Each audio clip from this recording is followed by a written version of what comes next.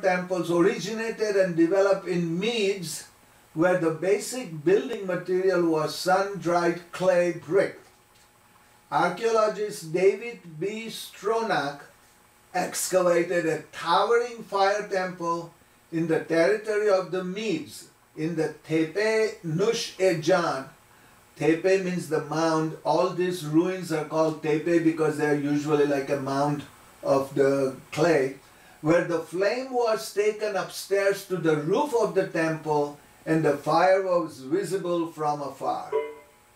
Now, to build a mud brick high hollow tower, it was necessary to take a considerable thickness of the walls for the strength and provide a massive overhang buttress. Towering fire temple of Sasanian times existed in Ardashir Khwara, the name of the city, which is right now called Firuzabad in the province of Pars. It was built by the Ardashir I, who established or started the Sasanian Empire, and was located at the center of the city, and it was over 90 feet high and spiral in design. Spiral in design. We will see it in the next photograph on slide number 29. Interesting spiral. I have seen the spiral lighthouses, but they are not actually built spiral. They are just painted in a spiral way. This is a very interesting one. So here we go now. According to the measurements of the Baku Atash Kadehs complex that he found, its internal height was 84 feet from the ground to the open area. External dimensions was 96 feet at the entrance. Parapet before the reconstruction were 7 thumb burners. There were 7 thumb burners in it. In the tower there are narrow windows and a well with drinking water. It's important in Atash Kadehs to have a water, and a well is important. In the wall of the tower on the west side was aisle tile, partially preserved to date in a very pure form. This Maiden's Tower has the vestibule on its ground floor and 7 floors with fire altar niches where the eternal fires burn. In ancient times, a stone gas standpipe with hole led up gas to each niche altar on each floor. And when the fire was going on, here is an artist's sketch on slide number 32 depicting how this would have been when the Baku Atash Kadehs tower burning the natural gas as you see in it. I'm on slide 33. The fact that Maiden Tower was part of the religious complex was confirmed by one more ritual structures near the tower. In 1964, in front of the Maiden's Tower, 50 meters to the west, about 150 feet, archaeologists O. Izmizadeh and Jiddi, at a depth of 4 meters from the existing ground surface, found an almost well-preserved altar of fire which, unfortunately, was soon destroyed. What a shame. And here is an artist's sketch of what it could have been. There was, as you can see, the altar on the right, and then on the left, lower left corner, I have shown Ardashir Babakan coin, which kind of depicts a similar altar in front where people, they used to pray in front of it. So on slide number 35, this altar had 3-tier octagonal base. Each step was 9 to 10 inches tall. At the center of the upper base has been installed an octagonal tower, 44-inch high and 18-inch at top. Traces of fire and oil is clearly seen on the top. The column had no openings for gas. Oil was burned in a shallow bowl with a round spherical cavity on the top of the column. The whole height of the altar was approximately 100 inches. So, here we come now to the second subject, evolution of our Afarganyu. Since we are talking about the tower with the fire, this is a good next part of it. Some of this material is from Dr. Modi, some of it was from my research, so bear with me on this. I am on slide number 37. Dr. Modi visited actually the Sharifabad, where there was a small dargah in a Zoroastrian village. He mentions the 3 graves of temples, fire temples, Atash Behram, Adar and Dareme, which we discussed in a previous tele class. He mentions that this Sharifabad Atash Behram is not of the same grade as Indian Atash Behrams. The original holy fire is kept way inside in a small partially lit room. Only a designated mobid and a day mobid can go inside to keep the fire burning. No others are allowed inside. This is for the safety reason in a Muslim country. In the night, mobid or day mobid performs atash nyais, offers wood on it to keep it burning all night long, and then goes home. Other devotees coming for prayer start their own fire. Interesting. They come and start their own fire. I was informed that if the holy fire accidentally extinguishes, they gather different fires from village. In a true sense of Atash Behram fire, we usually do 16 fires and perform a Vandidat ceremony to restart it. So now one particular item drew his attention, a slab to start a fire which they call adosht. Devotees who come to this Atash Behram start their own fire on this slab since they cannot see the real holy fire. They also use candles which he really did not like. This was the first time in my life I saw adosht, which brought back memories of our ancient custom of praying in front of an open Atash altar, as we see in some Hakamanian and Sasanian inscriptions. I am on slide 39 going to 40.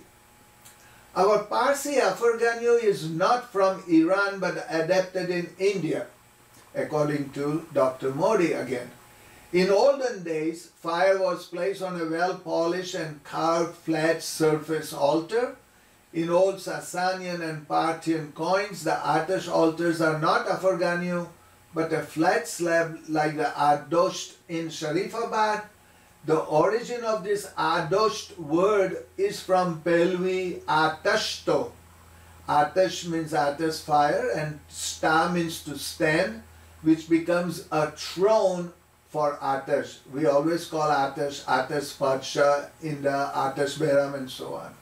Atashto, Pelvi word, then became Adosht in Persian.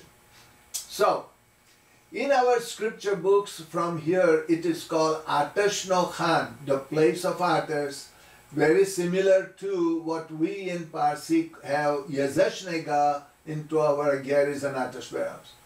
In olden times, a beautiful carved stone in form of our Afarganyu was used as Adosht, which became a slab later on, and then our metal Afarganyu. If you go to Persepolis and nearby Naksha Rustam, you will see Darius the Great depicted.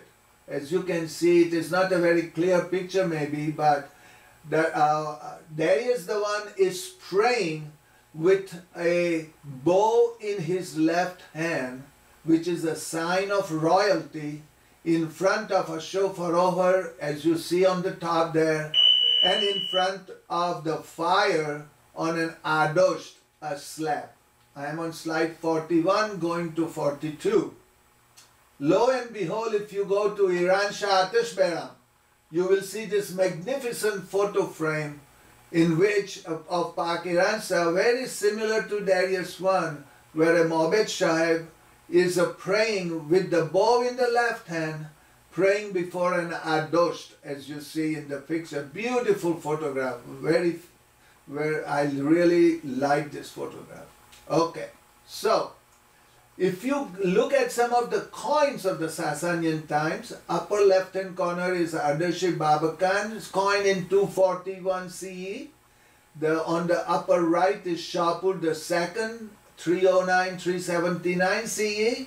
Lower left hand is Noshirwane Adel, 531, 579 CE, and then Yazdegat, Sahariya, the last one, 632 CE, all of them showing a fire altar like an adosht and figures praying in front of them. There was an interesting reference given to me by one of my tennis player friend here in UPCC. One day he says, I read in the archaeology about some things of a Persian Empire and so on. I says, please give it to me, I would like to see it. Here it was that at Chashme Safa, which is in the northern eastern part of Afghanistan, French archaeologists have done some excavation and found something very interesting. Chashme Safa in northern Afghanistan has, I'm on slide 45, has spectacular views but a forlorn end of the world air. Broken stone walls once stood high upon a steep and barren hillside. Far below, a river snakes through a narrow defile, an empty highway hugging its banks. To the north lie the open steppes. In the south, the jagged peaks of the distant Hindu Kush mountain range rear up in the haze. But during the 4th century BC, at the height of the Persian Empire, Chashme Safa was more than just the spot from which to view a dramatic landscape. Slide 46. It was an impressive fortification that controlled the strategic pass between the rugged plains of Central Asia and the road to the rich lowlands of India. The high walls may also have protected an important Zoroastrian temple and a long-lost city that lies just below. A team of French archaeologists has now begun the first comprehensive excavation of a site that offers a rare glimpse into the eastern half of one of the world's great empires. I'm on slide 47. The interesting part of this is that fire altars have long been at the center of Zoroastrian rituals. At Chashme Safa in northern Afghanistan, a French archaeologist team has found a large freestanding altar enclosed within the remains of a massive building dating to at least 4th century BC, as you see in the picture on the left. The structure is in fact an early fire temple. This is the earliest Adosh altar discovered so far. I am on slide 48.